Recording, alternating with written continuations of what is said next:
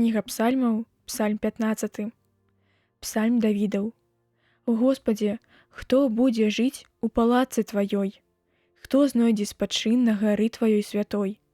Той, хто ходзіць беззаганна і робіць справядлівасць. Той, хто гаворыць праўду ў сэрцы сваім. Хто не падманвае языком сваім, не робіць благога блізкаму свайму і ганьбы не ўзводзіць на блізкага свайго.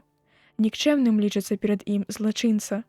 Аднак тых, што баяцца Господа, ён услаўляе. Хто прысягае, хоць і не на карысць сваю, і не адмаўляецца. Хто грошы свае не дае на ліхвярства, і хабару супраць бязвіннага не прымае.